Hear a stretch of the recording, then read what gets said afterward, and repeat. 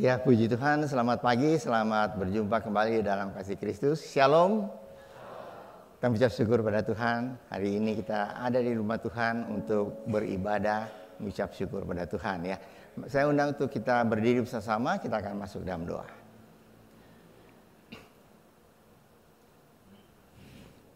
Pertolongan pada kita dalam ibadah minggu yang kudus ini adalah datang daripada Tuhan yang telah menciptakan langit, bumi, dan segala isinya. Dia setia memelihara ciptanya dan tidak pernah meninggalkan perbuatan tangannya dari selama-lamanya sampai selama-lamanya. Waktu kami dalam surga, kami ucap syukur Tuhan. Kalau pagi hari ini kami ada di rumah Tuhan, kami boleh merasakan kasih Tuhan, kuasa Tuhan, penyertaan Tuhan, berkat Tuhan dalam kehidupan kami semua. Sehingga patut pagi hari ini kami ada di rumah Tuhan untuk mengucap syukur, untuk menyembah Tuhan, untuk duduk dan mendengar isi hati Tuhan bagi kami semua.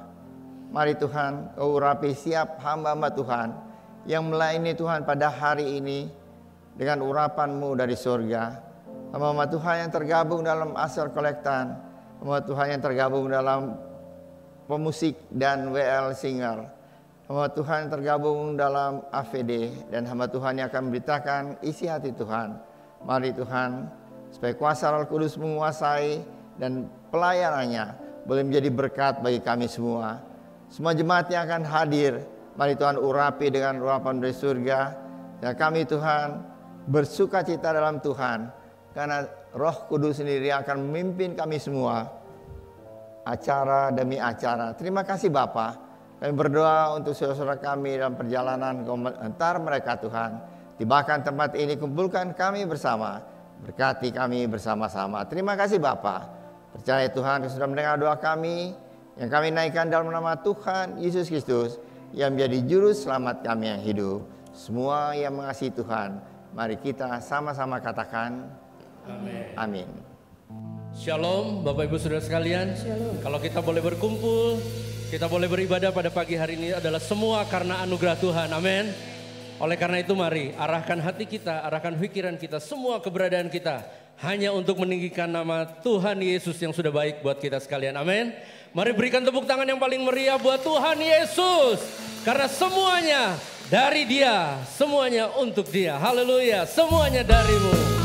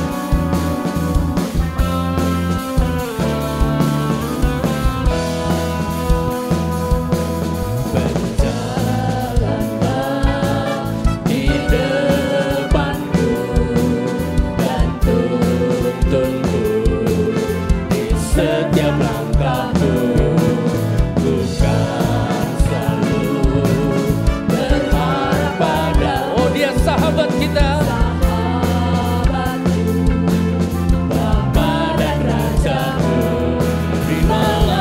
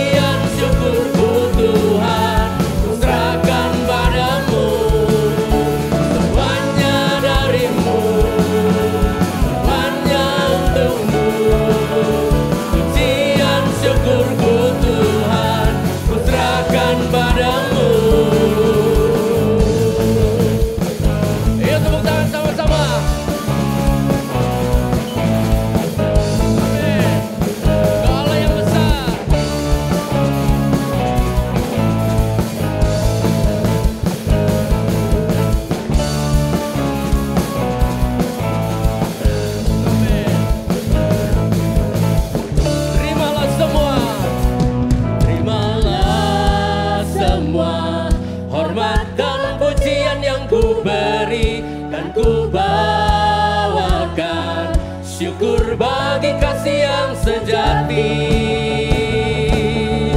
Semuanya darimu, semuanya untukmu. Pujian syukurku Tuhan, ku serahkan padamu.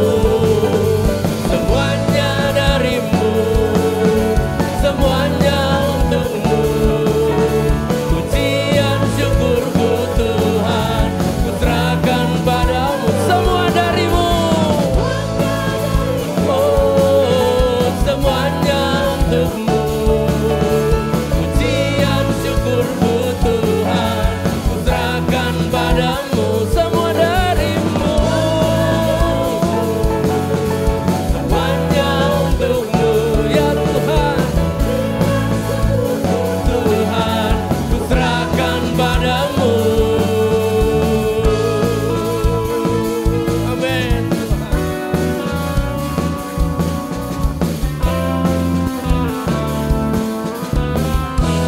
Amin.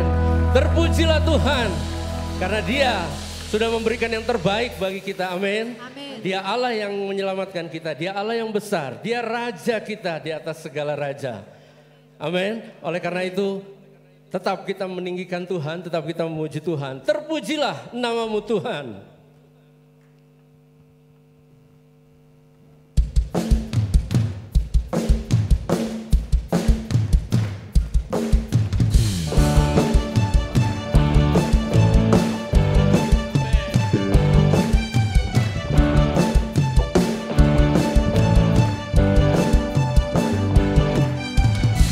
Terpujilah namamu Tuhan.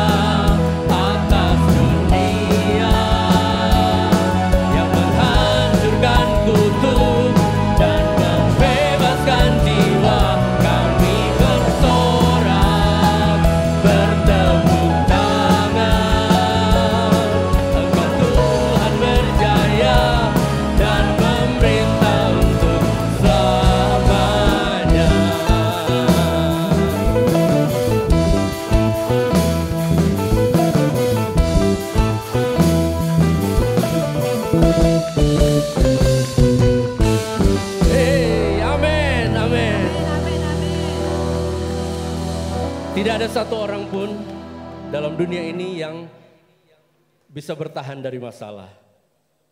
Maaf, bukan tidak bisa bertahan dari masalah, tidak bisa lepas dari masalah. Ya, siapapun dia. Tetapi mari kita ingat bahwa tidak ada satu orang pun yang luput dari kasih Allah yang begitu besar, yang begitu mulia. Oleh karena itu mari kita tinggikan terus Tuhan dalam sepanjang kehidupan kita.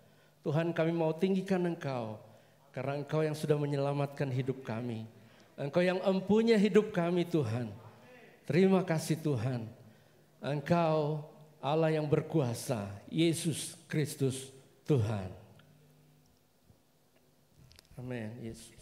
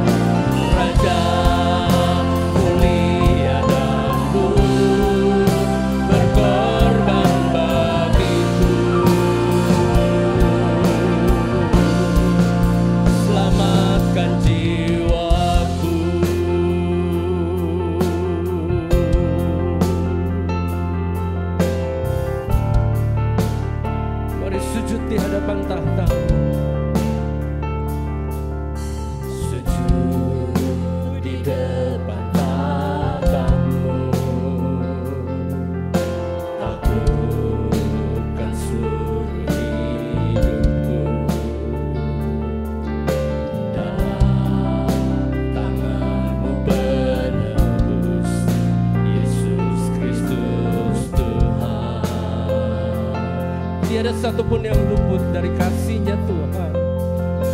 Tiada satupun yang luput dari karya kasih-Mu yang mulia. Bagi-Mu segala pujian, hormat, kemuliaan.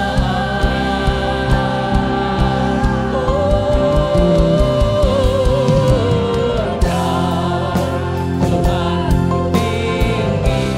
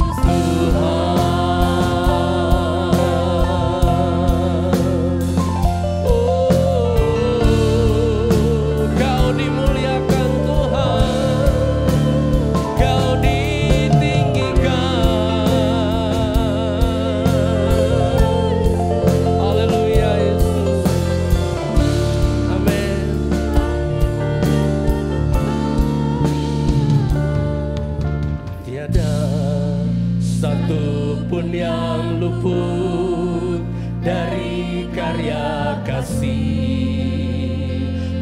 yang mulia. Bagi-Mu segala pujian, hormat,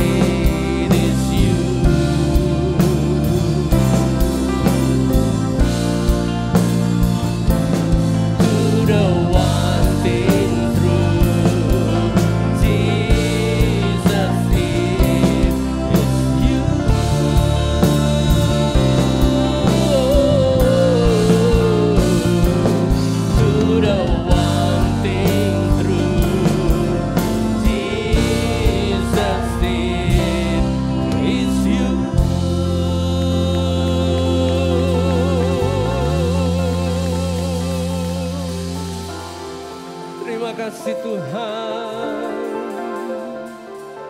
Haleluya. Engkaulah kebenaran kami yang sejati. Terima kasih Yesus, terima kasih. Buat segala yang Tuhan berikan di sepanjang hidup kami Tuhan. Sepanjang hari-hari yang kami lalui. Kami yakin Tuhan beserta dengan kami. Terima kasih Bapak, terima kasih. terimalah pujian, sembah dan syukur kami. Karena semua kami alaskan di dalam satu nama. Nama Tuhan Yesus Kristus yang begitu baik buat kami sekalian. Haleluya. Amin. Silakan duduk Bapak Ibu.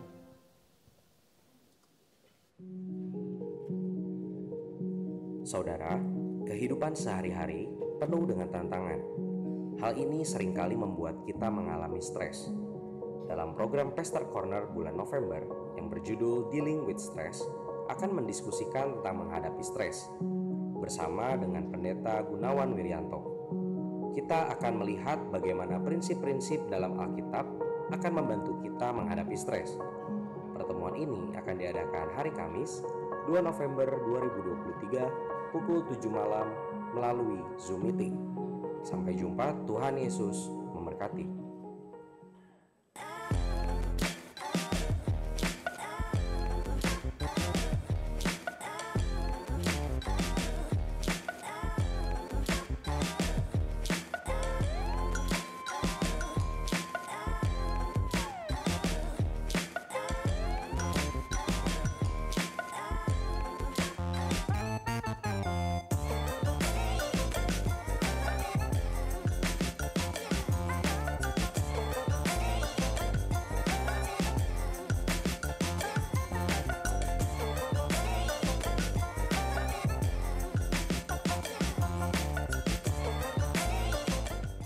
Saudara katakan, saya dari kecil ke gereja, oke. Tapi apakah ada hasil buah pertobatan dalam kehidupan? Cukup keras. Semakin hubungan kita dekat dengan Kristus, maka kehidupan kita akan semakin bermakna. Tanpa Kristus, kehidupan kita akan dihancurkan oleh kedagingan kita. Kita akan hidup dalam hawa nafsu kita. Kita akan hidup dalam kedagingan kita. Dalam apa yang kita anggap baik, kita akan rusak.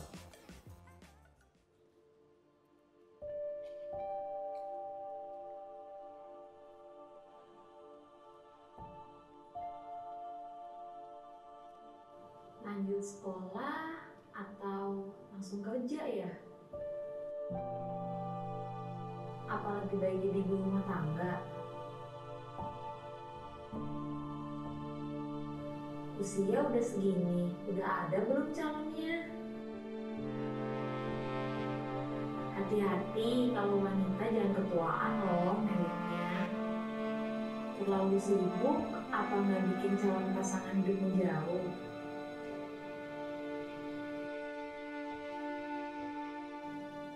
Kerja jadi apa kamu umur segini? Udah punya tabungan berapa banyak? Nyamankah tempat kerja kamu sekarang? Kamu itu kerja apa dikerjain? Cukup emang dengan gaji kamu segitu? Kapan menikah? Salahnya udah punya. Makin tua sirkel semakin kecil loh.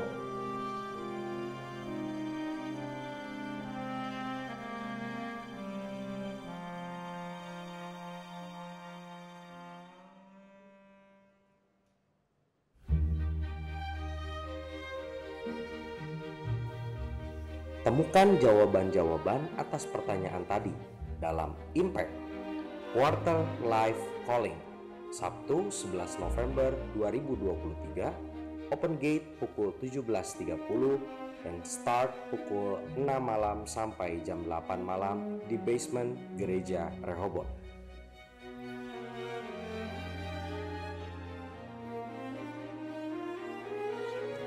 Hai Jemaat Muda Rehoboth, sekarang kita sudah memiliki satu komunitas baru, namanya Impact. Kira-kira Impact apa sih? Impact adalah wadah untuk Jemaat Muda Rehoboth bertumbuh dan juga akan menjadi jembatan yang baru bagi jemaat youth yang ingin mulai mengikuti ibadah di kebaktian umum. Di sini kita nggak cuma ketemu teman-teman baru aja atau mungkin sekadar bercanda tawa.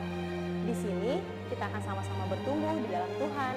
Kita juga akan membahas beberapa permasalahan yang sedang kita hadapi, seperti mencari pekerjaan atau mencari pasangan hidup. So, buat kalian semua, jangan lupa ya selalu hadir di setiap acaranya. Yuk kita bertemu bersama Impact.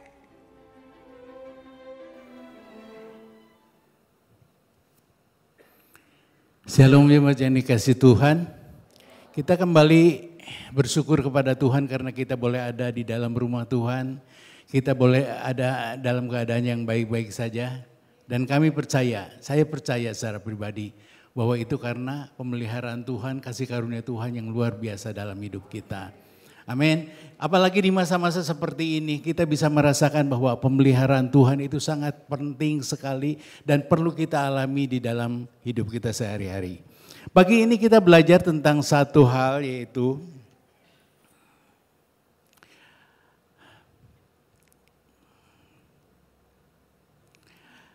kita akan belajar salah satu atribut Allah. Kalau di dalam sekolah teologi dikatakan ini adalah teologi proper, mempelajari tentang atribut-atribut Allah, yaitu sifat yang menjadi ciri khas Allah. Nah, pagi ini kita akan belajar satu hal yang cukup menurut saya cukup sukar, yaitu tentang Allah yang Maha Adil.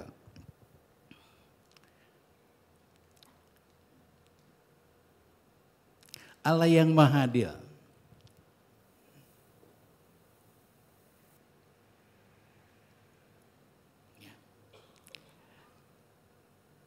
Ketika kita melihat kemahaadilan Allah ini dari yang namanya anugerah umum, mungkin tidak akan jadi permasalahan. Saudara pasti akan setuju dan orang yang tidak kenal Tuhan pun akan setuju bahwa Tuhan itu adil karena Dia berikan udara yang sama untuk kita, amin. Dia tidak berikan kepada orang Kristen bonus 10% tambahan, enggak. Atau kepada yang bukan orang Kristen dipotong 10%, enggak seperti itu.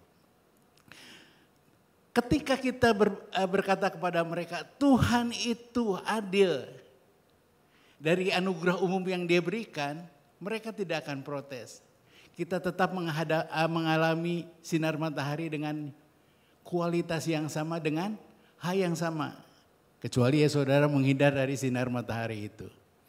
Tetapi ketika kita mengalami hal-hal yang tidak sesuai dengan yang kita alami, ketika keadaan mulai berubah, saat kita memikirkan keadilan Allah lebih dalam lagi, maka akan timbul banyak pertanyaan, saudara. Akan timbul banyak sekali hal-hal yang menurut kita Allah itu bertentangan sifatnya satu dengan yang lain. Mungkin ada pertanyaan, mengapa Tuhan membiarkan saya mengalami kesakitan? Sementara orang yang tidak kenal Tuhan juga sehat-sehat saja. Mengapa kita kehilangan pekerjaan di tengah keadaan seperti ini? Mengapa bisnis saya mulai menurun terus-menerus? Mengapa rumah tangga saya mulai berantakan? Ketika kita masuk di dalam pertanyaan-pertanyaan seperti itu, maka kita mulai memikirkan keadilan Tuhan dan kita berkata, apakah benar Dia itu Allah yang adil? Saudara mungkin akan berkata, bukankah saya sudah melayani, saya sudah terima Tuhan loh. Saya berikan persembahan, perpuluhan, saya aktif di gereja, kenapa hal ini boleh terjadi? Kita kadang-kadang berpikir satu hal yang menurut saya agak-agak aneh. Pergumulan seperti yang tadi saya katakan di atas, tanpa kita sadari kita masuk di dalam konsep anugerah khusus. Karena kita sudah ada di dalam Tuhan, kita hidup di dalam kekhususan yang Tuhan miliki untuk hidup saya. Kita berkata seharusnya kita itu enggak sama dengan orang yang lain. Betul seperti itu kan? Seharusnya hidup saya itu lebih baik dari orang yang tidak kenal Tuhan. Kita mulai masuk dalam pemikiran bahwa ada anugerah khusus yang harus kita alami dalam kehidupan. Karena saya sudah memiliki Kristus, maka tidak ada lagi hal-hal yang harusnya terjadi dalam hidup saya. Saya seakan-akan sudah ada masuk di dalam jalan bebas hambatan, jalan tol.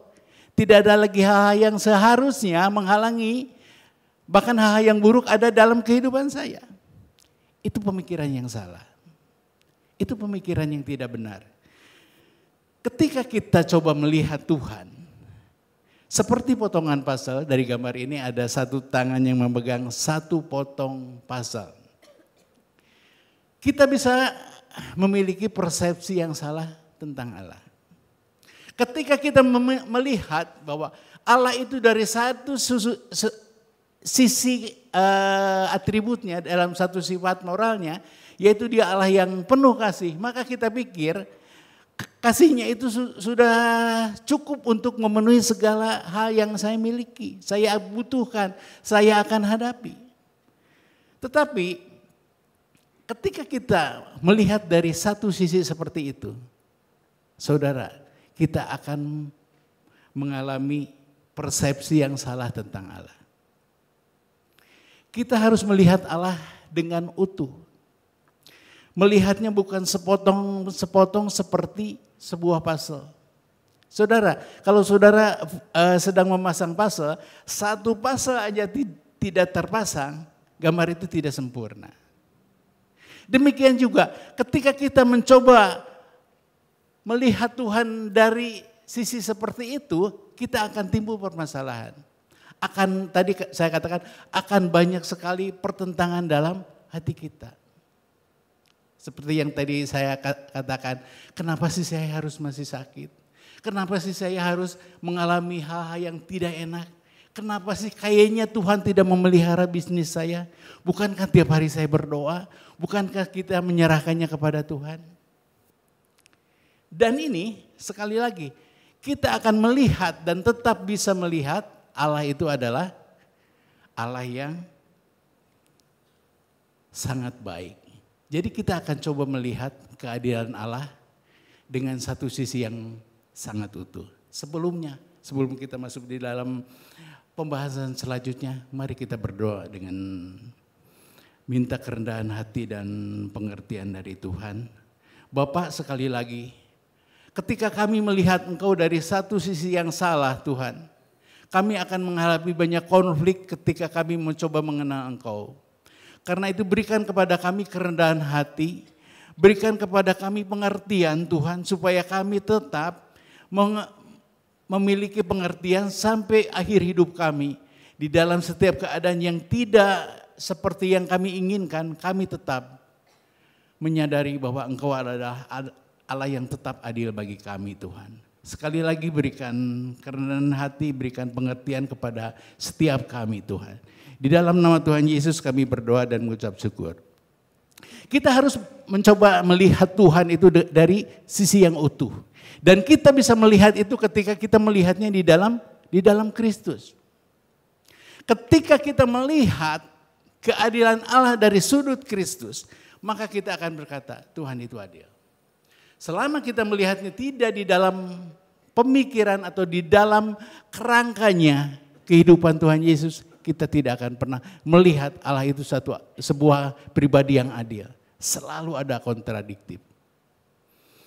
Kita sudah belajar tentang atribut Allah selama 2 minggu ini. Saudara mengalami pertentangan? Allah itu baik, Allah itu Maha Kasih. Bahkan nanti Allah itu sangat independen, saudara pasti setuju. Tetapi ketika kita masuk di dalam berbicara tentang Allah itu Maha Adil, maka kita akan mulai bertanya-tanya. Mulai curiga kepada Tuhan, benar enggak sih? Jadi sekali lagi, Allah itu akan tetap adil. Dan kita akan melihat keadilan Allah itu dari 2 hal. Yang pertama, kita melihat keadilan Allah dan perbuatan kita. Galatia 6 ayat 7, tolong ditampilkan.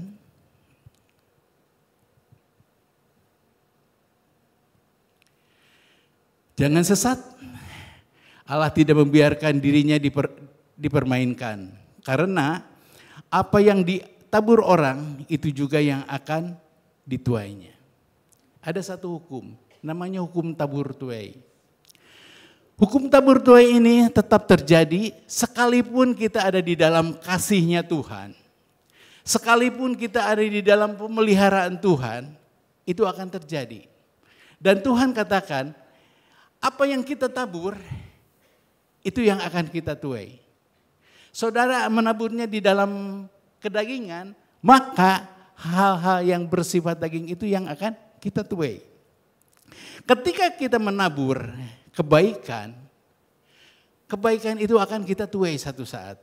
Ketika kita menabur kasih, perhatian, ucapan-ucapan yang menguatkan, itu akan kembali kepada diri kita. Tapi sebaliknya, ketika kita menabur kebencian, ucapan yang tidak membangun, ucapan yang tidak bermakna, itu yang akan kita tuai, saudara.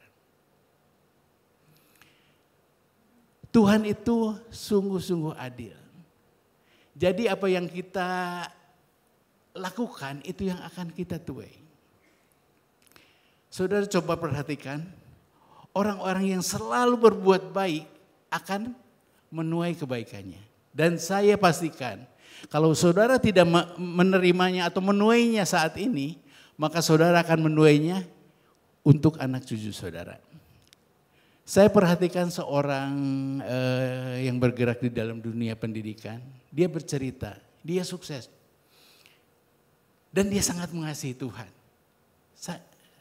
Saya dengar kesaksiannya, kenapa saya bisa seperti ini? Karena mama saya di kampungnya, dia selalu menabur kebaikan di dalam kehidupannya. Kalau ada tetangga datang, dia akan selalu siapkan sesuatu pemberian untuk dibawa pulang. Kalau ada orang yang datang minta tolong, walaupun dia tidak bisa memberi dengan sepenuhnya, dia akan berikan sesuatu untuk orang tersebut. Jadi dia menabur kebaikan. Dan dia menuainya. Bukan hanya untuk dirinya, tetapi untuk anak-anaknya. Saya perhatikan anak-anaknya sukses. Karena apa? Dia belajar, dia tahu. Mungkin dia tidak belajar hukum tabur tuai, tidak mengerti mungkin. Tapi dia melakukannya dan itu terjadi. Dan ini terjadi secara umum, saudara. Kalau saudara ketemu orang yang suka menabur, orang itu perhatikan selalu ada di dalam berkat-berkat Tuhan. Saya ikut seminar tentang hukum law of attraction. Hukum ini berbicara setiap yang kita keluarkan itu akan kembali kepada kita. Jadi kesimpulannya dari seminar itu, saudara harus melakukan atau membicarakan hal-hal yang baik, hal-hal yang positif, hal-hal yang membangun, karena itu akan balik lagi kepada kita. Seperti tadi contoh yang saya kasih tahu, ketika saudara saat ini menabur, sebenarnya saudara bukan lakukan hanya untuk diri sendiri saudara pribadi, tetapi mungkin itu akan berguna untuk anak cucu saudara. Kalau saudara pelit, hitungan, hal yang sama akan terjadi dalam hidup kita. Saya perhatikan orang-orang seperti itu dan diberkati, betul. Jadi hukum tabur tuai ini bukan bukan hukum karma, bukan.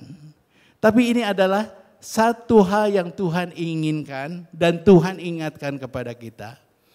Bahwa apa yang kita tabur itu akan kita tuai.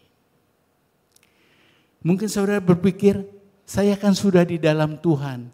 Masa yang tidak baik itu terjadi di dalam diri kita. Bukankah di Maleakhi 3 ayat 10 berkata, belalang, pelahap, pengirik, pelompat semuanya akan diusir. Tidak, saudara. Kita lihat kehidupan Daud. Daud dikatakan adalah orang yang hatinya berkenan sekali di hadapan Tuhan. Tuhan itu senang sama Daud. Hidupnya menurut dia, Daud itu sangat mengerti hatinya Allah. Dan dia sungguh-sungguh hidup sesuai dengan kehendak Tuhan. Hidupnya, moralnya bagus sekali, saudara. Tetapi ketika dia jatuh di dalam satu dosa, satu kesalahan, yaitu ketika dia melakukan trik yang sangat-sangat jahat, membunuh suaminya Batseba dan kemudian mengambil Batseba sebagai istrinya, Tuhan tidak senang. Tuhan bilang seperti ini melalui nabinya, Nabi Nathan. Kamu sudah jahat, kamu sudah salah. Dan Daud, orang yang rendah hati. Itulah mengapa dia selalu ada di hadapan Tuhan. Hatinya selalu ada, dirinya selalu ada di dalam hatinya Tuhan. Karena dia itu mudah sekali ditegur. Dan Daud berkata, aku bersalah. Apakah diampuni? Daud diampuni, tetapi perbuatannya tidak diampuni. Dia harus menghadapi hal-hal yang sangat-sangat menakutkan dan mengerikan menurut saya. Apa dia yang dilakukan itu dibalaskan oleh anaknya sendiri, Salomo. Ngeri saudara, kalau saudara baca kejadiannya sungguh. Ketika dia menabur, mungkin dia ketika menabur, dia menikmatinya sesaat. Dia bilang ini mungkin satu hal yang sangat-sangat luar biasa. Tetapi hal yang lebih luar biasa lagi, dia harus tuai. Jadi perhatikan hidup kita. Kita belajar supaya jangan sampai hal yang tidak baik itu kembali kepada diri kita. Kita harus menuainya. Kita harus menanggung apa yang menurut kita itu enggak apa-apalah. Semua orang lakukan yang sama, tidak saudara. Apa yang kita tabur itu akan kita tuai. Karena itu berhati-hatilah. Jaga hidupmu dengan segala kewaspadaan. Jaga hidupmu dengan kebenaran firman Tuhan. Supaya hal-hal yang baik selalu ada di dalam kehidupanmu. Supaya hal-hal yang engkau rindukan itu terjadi sesuai dengan firman Tuhan. Tuhan sangat mengasihi saudara. Tuhan sangat memperdulikan hidup saudara. Makanya dia selalu, apalagi bagi kita orang-orang yang sudah di dalam Tuhan. Ketika kita akan berbuat dosa, ketika kita akan memutuskan hal yang salah. Tuhan itu selalu mengingatkan lewat impresi batin kita. Lewat hati kita. Lewat rasa tidak sejahtera yang Tuhan berikan dalam hidup kita. Ketika itu ada dalam hidup kita, berhentilah sejenak. Dan berdoalah. Mungkin itu peringatan untuk kita. Supaya kita tidak melakukan hal-hal yang tidak sesuai dan akan merugikan kehidupan kita. Jadi sekali lagi, Allah itu adil di dalam perbuatan kita. Camkan ini. Keadilan Allah itu selalu terjadi sesuai dengan perbuatan kita. Dan kita bersyukur Tuhan selalu mengingatkan apa yang kita tabur itu yang akan kita tuai. Kemudian kita akan melihat keadilan Allah dengan keselamatan yang Tuhan berikan kepada kita. Kita baca Roma 8 ayat 1.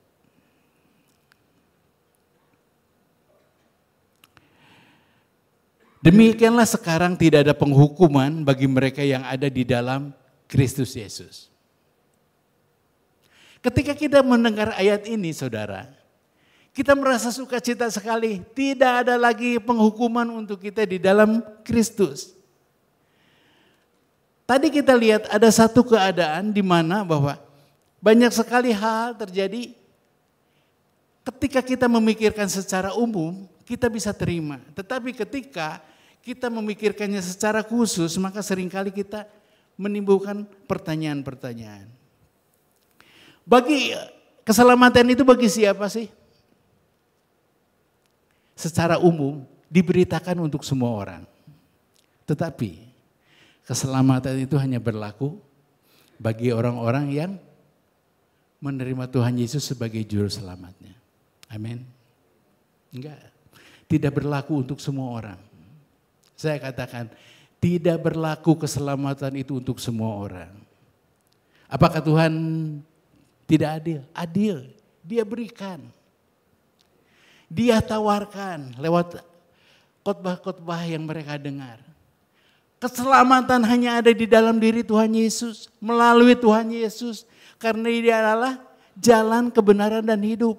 Tapi berapa banyak orang yang respon dan mau terima Tuhan Yesus dengan kerendahan hati, dengan satu kesadaran bahwa dia sungguh-sungguh memerlukan juru selamat.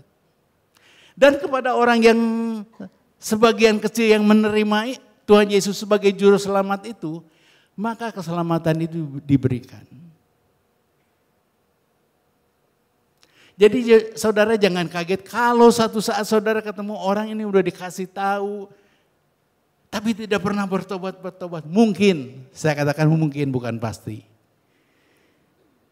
Dia tidak masuk di dalam anugerah khusus untuk menerima keselamatan dari Tuhan. Dan sekali lagi kabar ini saya berikan kepada saudara-saudara, supaya anugerah khusus ini boleh saudara alami dan saudara terima. Di luar Yesus tidak ada keselamatan. Hanya melalui karya salib Yesus, maka keselamatan itu akan bisa kita miliki dan kita menikmatinya. Karena saya katakan menikmatinya karena apa? Tidak ada usaha dari kita untuk bisa menyelamatkan diri kita. Keselamatan itu sungguh-sungguh murni, pure karyanya Yesus, karyanya Tuhan untuk kita. Makanya di Efesus 2 ayat 8-9, Efesus 2 ayat 8 yang ke-9, karena kasih karunia kamu diselamatkan melalui iman kamu. Tidak ada perbuatan kita, tidak ada usaha kita yang membuat kita berkata, Tuhan aku diselamatkan karena aku orang baik, karena aku melayani Tuhan, karena aku rajin sekali melayani pekerjaan Tuhan. Tidak ada, hanya kasih karunia-Nya. Itu yang membuat ketika kita memikirkan keselamatan, kita hanya bilang, Allah itu adil. Saya yang seharusnya tidak bisa menerima keselamatan itu karena saya hidup di dalam dosa dan sudah hidup di dalam dosa.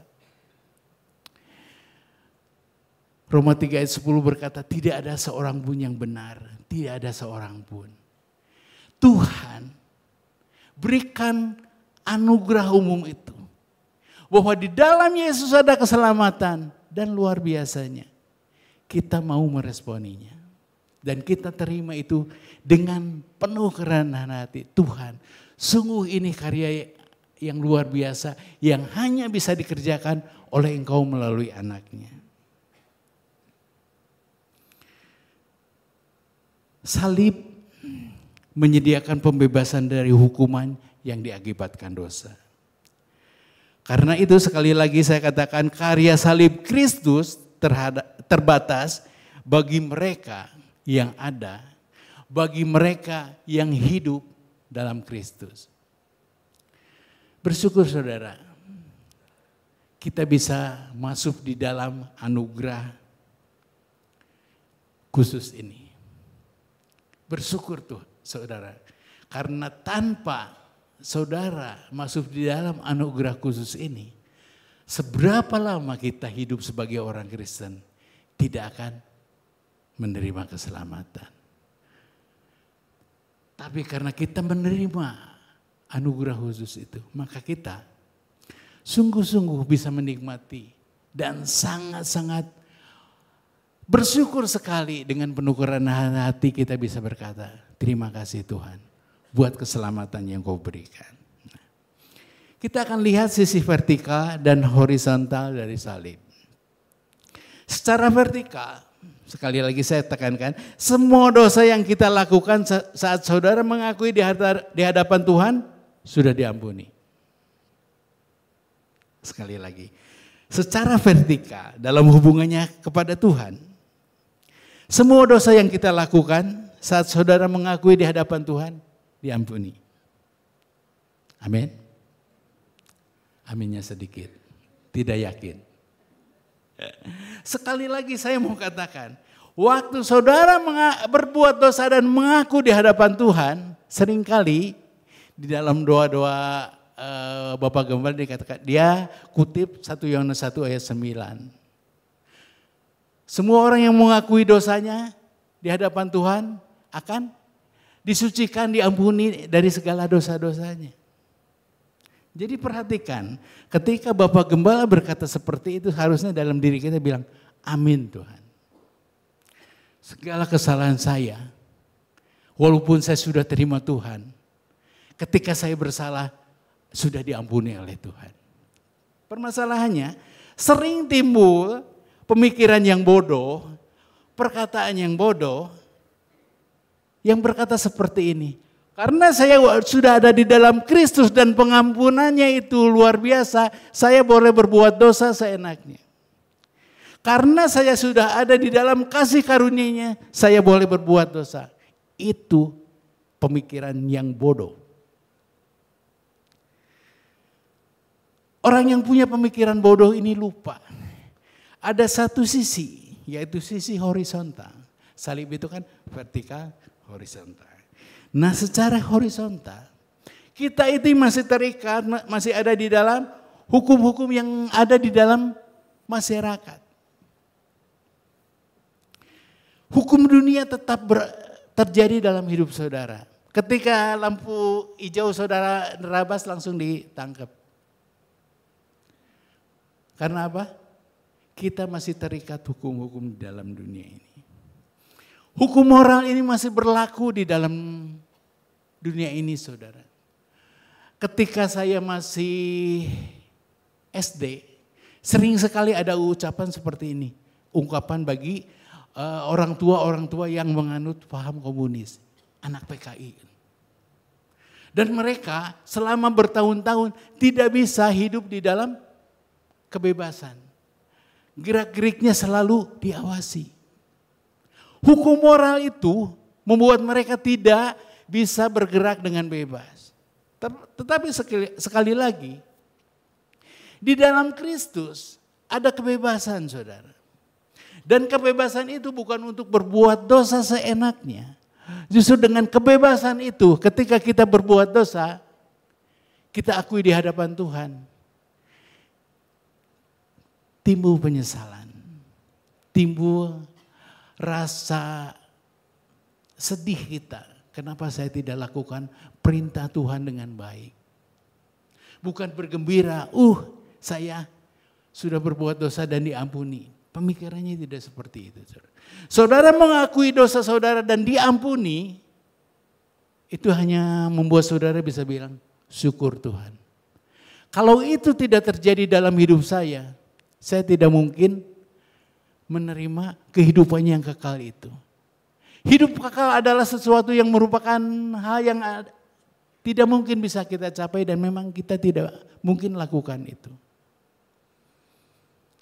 Jadi sekali lagi, untuk orang-orang yang punya pemikiran seperti itu, sekali lagi, buang pemikiran itu.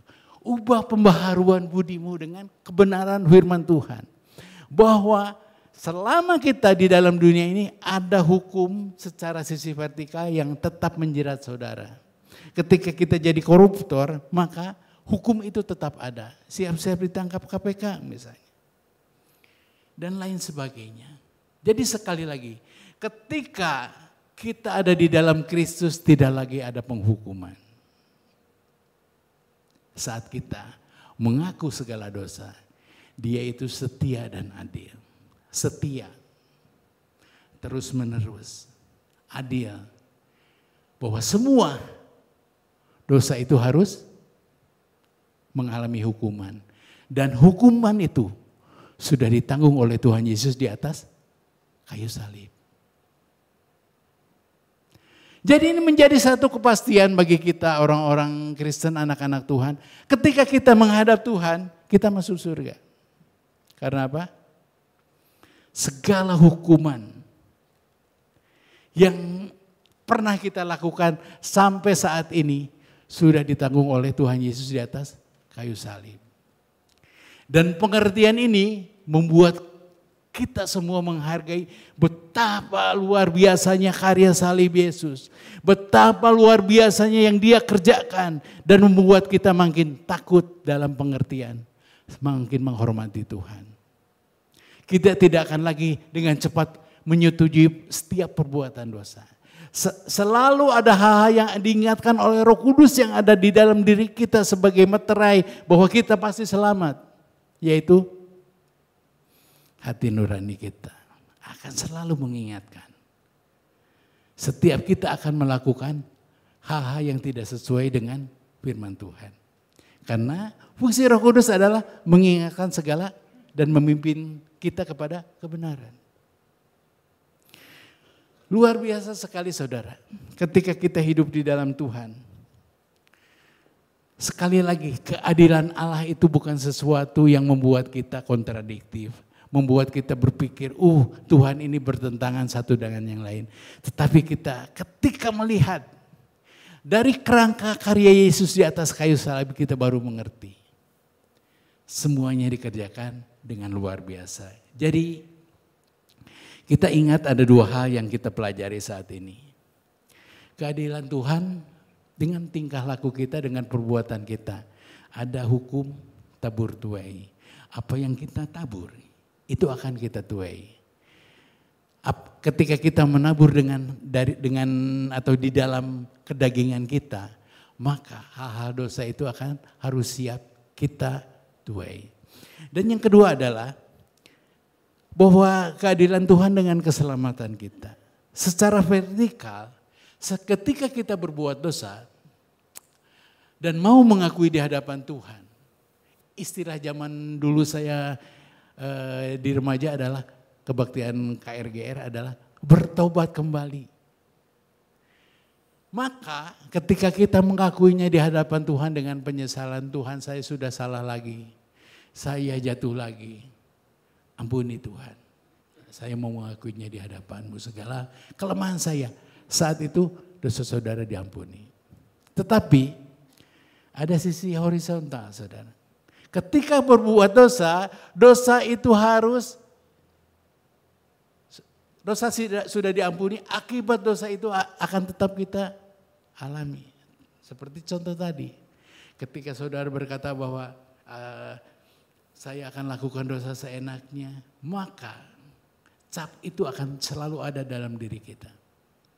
Ketika saudara mengatakan hal yang tidak baik atau mengerjakan hal yang tidak baik, cap itu akan mengikuti saudara. Atau hal yang lebih ringan lagi, tapi tetap merupakan dosa. Ketika saudara berbohong, maka cap itu akan selalu ada dalam diri saudara. Ketidakpercayaan itu akan selalu ada di dalam diri saudara. Dan itu yang harus kita alami dan harus kita tanggung. Jadi, kenapa kita harus menghabiskan waktu kita di dalam pertanyaan-pertanyaan bahwa Allah tidak adil? Mengapa kita tidak dengan rendah hati mau berkata, Tuhan, Engkau tetap adil, Engkau selalu adil. Dan kami rindukan, saya rindukan Tuhan sampai akhir hidup saya. Ketika saya menghadapi masalah-masalah yang berat dalam hidup saya akan selalu berkata, Tuhan itu adil. Karena apa? Dia sudah memberikan anaknya yang tunggal untuk kita. Tapi masalahnya, masalah dunia ini bagaimana? Tuhan katakan, aku ini gembala yang baik. Tuhan itu gembala yang baik. Saya paling senang ayat-ayat yang berkata seperti ini. Sebab kebajikan kemurahan saja yang akan mengikuti hidup kita. Amin. Walau keadaan dunia ini sangat mengerikan saudara. Resesi. Dunia ini mulai berdampak dan terasa sekali di Indonesia. Banyak perusahaan-perusahaan yang kelihatannya menurut saya, perusahaan ini keren. Tutup saudara. Apalagi yang skalanya menengah ke bawah. Banyak sekali yang mengalami. Jam kerjanya mulai berkurang. Di daerah Cimahi, Batu Jajar ada yang kerjanya cuma 2 minggu. 2 minggunya tidak bekerja. Dan otomatis itu akan membuat penghasilannya juga akan berkurang. Dan di saat-saat seperti ini perlu kita sering baca Mazmur 23 khususnya. Kesimpulannya sih seperti ini. Tuhan adalah gembalaku, takkan kekurangan aku, dan kebajikan dan kemurahan belaka yang akan mengikuti aku. Sebenarnya kata mengikuti aku itu di dalam bahasa aslinya diterjemahkan lebih cepat. Sebab kebajikan dan kemurahan saja yang akan mengejar aku. Itu janji Tuhan. Seringkali janji Tuhan itu tidak terjadi karena konsepsi kita yang salah. Kita selalu milih-milih. Saya berkata kepada teman-teman saya yang kehilangan pekerjaannya. Mari kita melihat dari sisi waktu Allah. Satu saat ketika kita dengan setia, ketika kita tetap berkata, Engkau pasti adil untukku Tuhan. Maka satu saat engkau akan lihat bahwa apa yang kau pikirkan itu adalah tidak benar saat ini. Kalau engkau berkata Tuhan sudah meninggalkan aku, saya katakan itu salah. Dia tetap adil untuk engkau. Saya tutup dengan kesaksian. Saya pernah ketika awal-awal saya masih hampir lulus kuliah, saya kerja di satu restoran fast food. Ketika saya masuk, baru saya sadar, saya ada di dalam dua kubu yang bermusuhan. Dan masing-masing kelompok itu punya bosnya masing-masing. Saya berpikir, wah ini perusahaan saya salah masuk. Dan singkat cerita, saya PHK saudara. Hanya 1-2 bulan saya PHK. Waktu itu, sama seperti saudara saya bertanya-tanya, Tuhan kenapa ini terjadi? Kenapa Tuhan gak cegah saya waktu mau masuk ke sini? Kenapa Tuhan tidak lindungi saya dalam pekerjaan ini? Berlangsungnya waktu, ketika saya masuk di dalam satu pekerjaan lagi, saya barusan melihat saudara. Kalau saya di sana, saya tidak akan berkembang seperti sekarang. Kalau Tuhan tidak biarkan saya di sana dan mengalami PHK, saya akan ada di dalam satu keadaan yang tidak baik terus menerus. Jadi sekali lagi, ketika engkau ada di dalam permasalahan ingat, tetap setia sebab waktu akan membuktikan bahwa janji Tuhan itu tetap sempurna. Janji Tuhan itu pasti digenapi karena Dia tetap Allah yang adil dalam hidupmu. Amin. Mari kita berdoa. Tuhan, kami bersyukur di tengah keberadaan kami, di tengah keadaan yang begitu mengerikan mungkin terjadi dalam hidup kami tetap akan belajar dengan kerendahan hati dan pengertian dari Tuhan. Kami akan tetap berkata, Engkau adalah Allah yang adil bagi kami. Di dalam nama Tuhan Yesus kami berdoa dan mengucap syukur. Amin.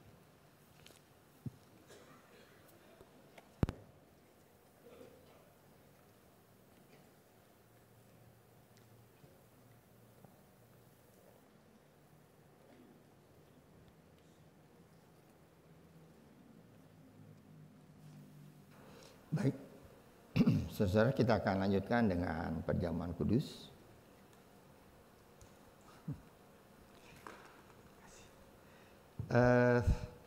Sebelum kita bersama-sama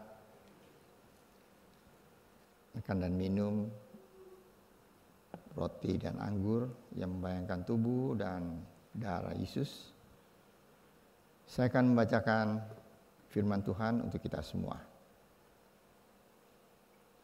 Demikianlah firman Tuhan.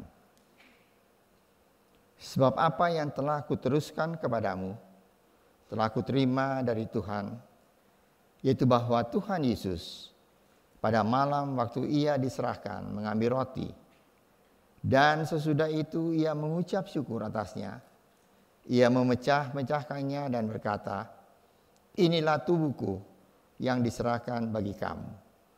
Perbuatlah ini menjadi peringatan akan aku. Demikian juga Ia mengambil cawan sesudah makan, lalu berkata, cawan ini adalah perjanjian baru yang dimeteraikan oleh darahku. Perbuatlah ini setiap kali kamu meminumnya menjadi peringatan akan aku. Sebab setiap kali kamu makan roti ini dan minum cawan ini, kamu memberitakan kematian Tuhan sampai Ia datang. Jadi barang siapa dengan cara yang tidak layak makan roti atau minum cawan Tuhan, ia berdosa terhadap tubuh dan darah Tuhan. Karena itu hendaklah tiap-tiap orang menguji dirinya sendiri, baru sesudah itu ia makan roti dan minum dari cawan itu. Karena barang siapa makan dan minum tanpa mengakui tubuh Tuhan, ia mendatangkan hukuman atas dirinya. Sebab itu banyak di antara kamu yang lemah dan sakit, dan tidak sedikit yang meninggal. Kalau kita menguji diri kita sendiri, hukuman tidak menimpa kita.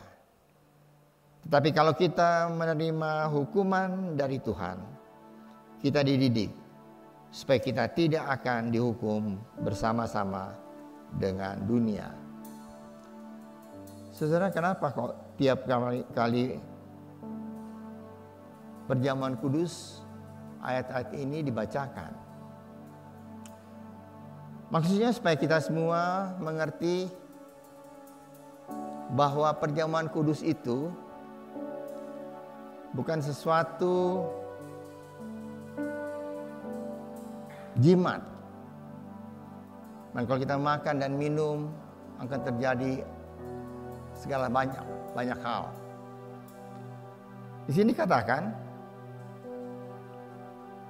sebab setiap kali kamu makan roti ini dan minum cawan ini, kamu memberitakan kematian Tuhan sampai ia datang. Sebenarnya lebih dari segala sesuatu yang ada dalam dunia ini,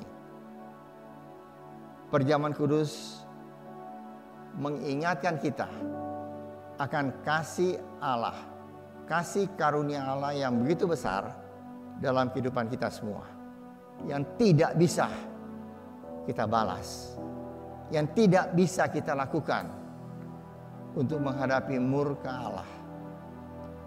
Hanya melalui pengorbanan Yesus di kayu salib yang telah mencurahkan darahnya, dagingnya hancur.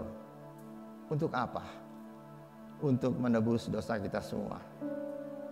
Justru itu suatu hal yang sungguh sangat indah, sangat mulia. Dan Tuhan sudah lakukan untuk kita semua. Sebab itu saudara, sebelum sakramen perjamuan kudus, biasanya 1 minggu sebelumnya diingatkan, hari Minggu depan ada perjamuan kudus. Kita siapkan seluruh keberadaan kita untuk menerima kasih karunia Tuhan yang begitu besar dalam kehidupan kita semua. Yaitu Dia sudah menebus dosa kita, dan kita sudah mendapat hidup yang kekal di dalam Tuhan. Saya undang saudara, kita akan berdiri bersama-sama. Kita mempersiapkan roti dan anggur ini. Kita menyanyi satu kor, yaitu Tuhan Yesus Kau, dan kita akan masuk di dalam doa.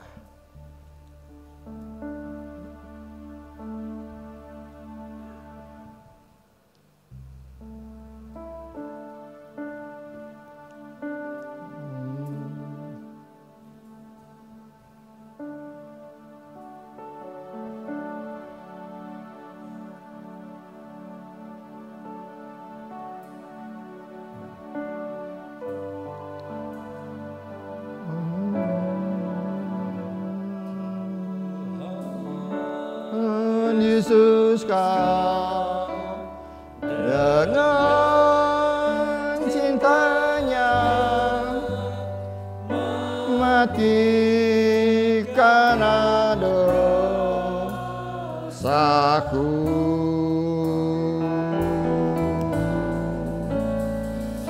supaya saya percaya Dia dan hidup sampai selamanya. Kita nyanyi sekali lagi, nanti Ibu Gembala bawa kita dalam doa. Tuhan Yesus Kau dengan cintanya mati karena dosaku. Supaya saya percaya Dia dan hidup sampai selamanya.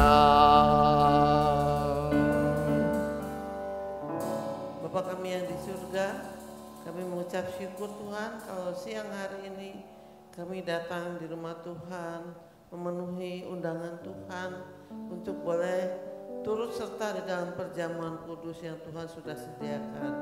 Terima kasih Tuhan karena perjamuan kudus mengingatkan kami senantiasa akan kasih Tuhan Yesus yang luar biasa, sehingga Ia rela mati untuk menderita, bahkan disalibkan sampai mati di atas kayu salib.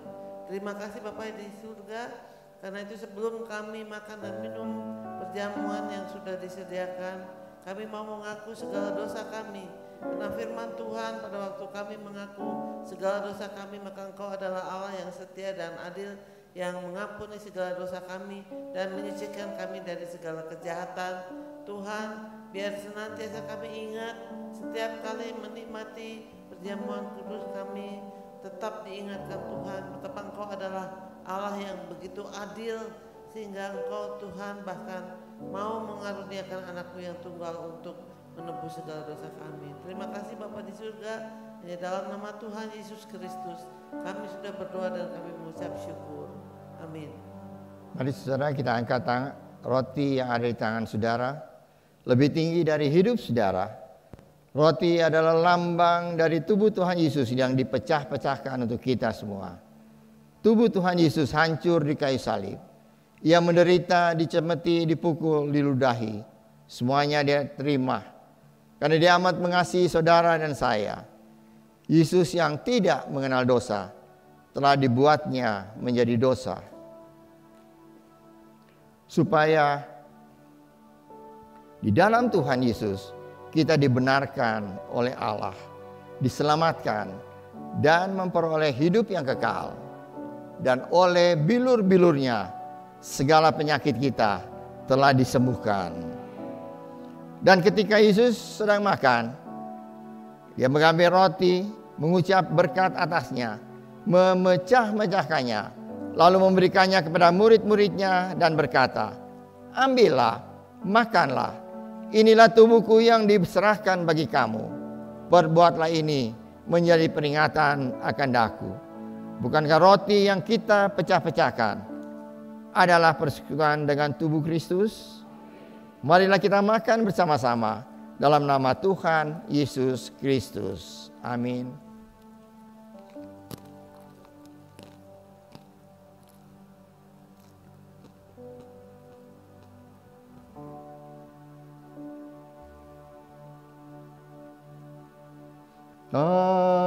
Salibnya, salibnya, lamanya mulia,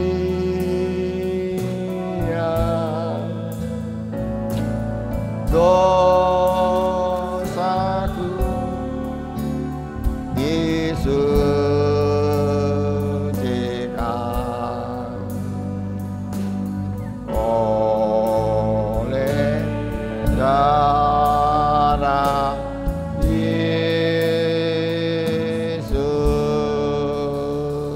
Mari saudara, angkat cawan yang berisi anggur di tangan kanan saudara, lebih tinggi dari hidup saudara.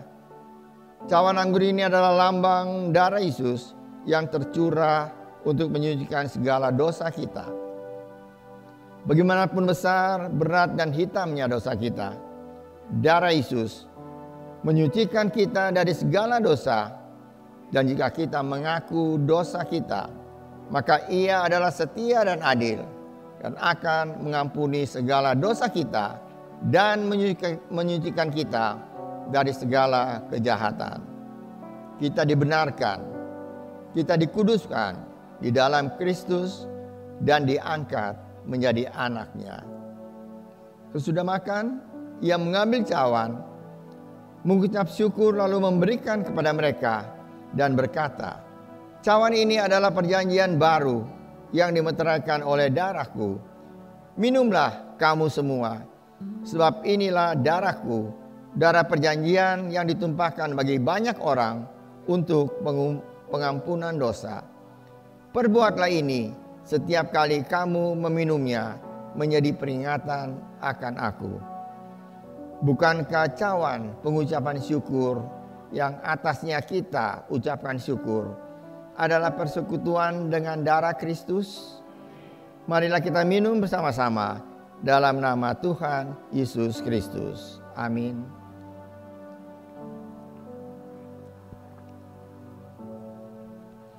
Salib,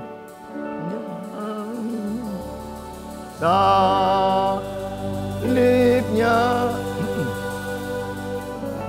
selamanya mulia,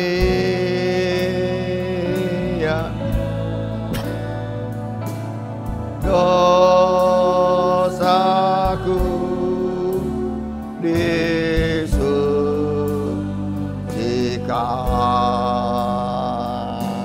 oleh darah Yesus.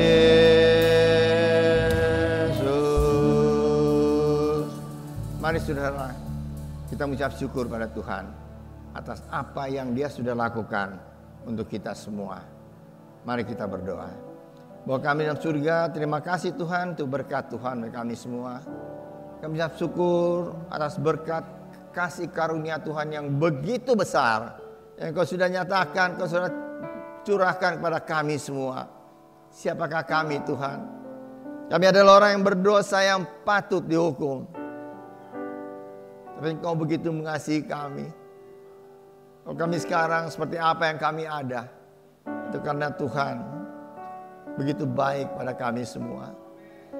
Kalau itu patut kami mau melakukan segala sesuatu melalui hidup kami untuk senantiasa memuliakan Tuhan, untuk memberitakan kasih karunia Tuhan untuk kami semua.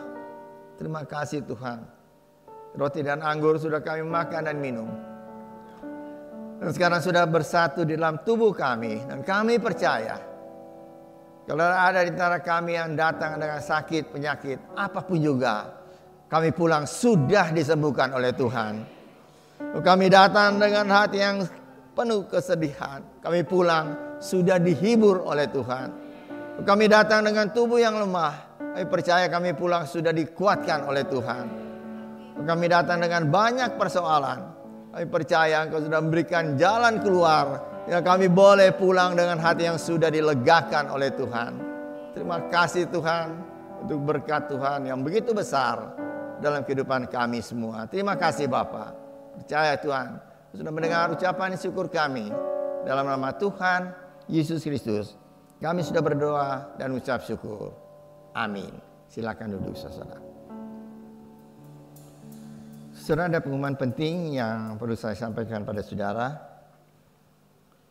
yaitu tolong doakan saudara-saudara bahwa saya akan mengundang seorang prof ya, prof dokter. Dia pernah menjadi tim dokter dari kepresidenan. Dia mengalami mujizat yang begitu besar dalam kehidupannya. Nanti saudara akan dengar sendiri kesaksiannya. Mudah-mudahan dia bisa datang untuk memberikan kesaksian di tempat ini. Memang banyak hal yang sudah kita dengar saudara. Banyak hal yang Tuhan sudah lakukan dalam kehidupan jemaat Tuhan. Udah pernah ingat dulu Ibu Dewi, saudara? dia pernah bersaksi kalau kakinya panjang sebelah sekian senti. Waktu didoakan, tahu-tahu tek, hilang. Perbedaannya itu hilang. Kita sudah berdoa untuk Ibu Elsie. Tuhan sudah jamah dia. Kita sudah berdoa untuk Bapak Mulyana. Kesaksiannya heran sekali. Tumor yang ada di dalam tubuhnya diangkat. Kita sudah mendengar kesaksian dari Bapak Pendeta Yakobus. Bagaimana juga hal yang sama, CA yang ada dalam tubuhnya disembuhkan total oleh Tuhan. Nah, ini kita akan dengar, saudara. Ya, kita berdoa, saudara bantu doa supaya dia ada kesempatan untuk dia bersaksi tempat ini. Ya, direncanakan sih bulan depan, minggu pertama. Ya, kita doakan. Juga hal yang lain adalah kita sudah masuk di dalam bulan-bulan terakhir bulan tahun ini, banyak kegiatan yang berkenaan dengan akhir tahun. Kita doakan supaya semuanya boleh dipersiapkan dengan sebaik-baiknya. Mari saudara, kita akan tutup ibadah kita dengan doa. Saya undang untuk kita berdiri bersama-sama. Kita akan masuk di dalam doa. Mari kita berdoa. Bapa kami dalam surga, terima kasih Tuhan untuk berkat Tuhan bagi kami semua. Makasih Tuhan, Kau sudah memimpin seluruh kebaktian ini dari awal yang selesai dengan berkat Tuhan. Kami sudah makan dan minum perjamuan kudus. Dan kami percaya mujizat bisa terjadi dalam kehidupan kami. Karena segala sakit penyakit kami, apapun juga, sudah Engkau tanggung di atas kayu salib. Terima kasih Bapa. Kami berdoa Tuhan, tetap berdoa untuk semua kegiatan, persiapan untuk kegiatan akhir tahun. Engkau sendiri tolong supaya semuanya boleh dipersiapkan yang sebaik-baiknya dengan berkat Tuhan. Kami tetap berdoa untuk pemerintah kami Tuhan, yang sekarang tengah mempersiapkan untuk pemilu pada tahun depan. Mari Tuhan, supaya semuanya boleh berjalan dengan tenang, dengan lancar, supaya TNI Polri dapat menjaga keamanan dengan sebaik-baiknya. Dan sekali lagi, siapapun yang terpilih, itu adalah kehendak Tuhan. Seorang yang dapat memimpin bangsa dan negara kami untuk menjadi negara yang lebih maju. Terima kasih Bapa. Kami juga mengucap syukur atas berkat Tuhan dalam kehidupan kami. Kami akan memberikan persembahan dan membalikan perpuluhan yang Tuhan punya. Ajar kami memberikan yang terbaik, karena Tuhan sudah memberikan yang terbaik, yaitu keselamatan dan hidup yang kekal. Kami akan masuk dalam minggu yang baru, berjalan bersama dengan Tuhan. Mari Tuhan, kontak kami, sertai kami, berkati kami, usaha kami, pekerjaan kami, kuliah, sekolah, anak-anak kami semua. Supaya berkat Tuhan, kami semua boleh merasakan senantiasa Tuhan tidak pernah jauh dari hidup kami. Terima kasih Bapa. Percaya Tuhan, Engkau sudah mendengar doa kami dan ucapan syukur kami. Dan kami naikkan dalam nama Tuhan Yesus Kristus, yang menjadi juru selamat kami yang hidup. Saudara yang dikasihi oleh Tuhan, angkatlah tangan saudara untuk menerima berkat Allah. Arahkan hati saudara kepada Tuhan dan hadirat-Nya. Maka berkat Allah memenuhi hidup saudara. Amin. Berkat Allah memenuhi keluarga saudara. Amin. Berkat Allah memenuhi kesehatan saudara. Amin. Berkat Allah memenuhi pekerjaan saudara. Amin. Dan jadilah berkat dimanapun saudara berada. Amin. Saudara terimalah berkat dari Allah Bapa, kasih karunia dan damai sejahtera dari Tuhan Yesus Kristus, dan persekutuan Allah Roh Kudus menyertai saudara sekalian mulai hari ini sehingga Maranatha, Tuhan Yesus datang kembali. Amin. Bapa, terima kasih. Bapa, terima kasih.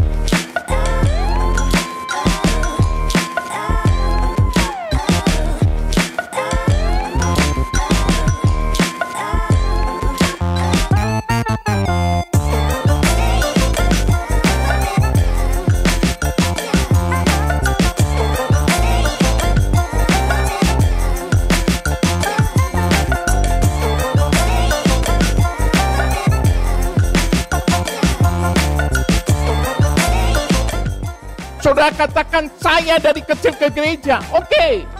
Tapi apakah ada hasil buah pertobatan dalam kehidupan? Cukup keras. Semakin hubungan kita dekat dengan Kristus, maka kehidupan kita akan semakin bermakna. Tanpa Kristus, kehidupan kita akan dihancurkan oleh kedagingan kita. Kita akan hidup dalam hawa nafsu kita. Kita akan hidup dalam kedagingan kita. Dalam apa yang kita anggap baik, kita akan rusak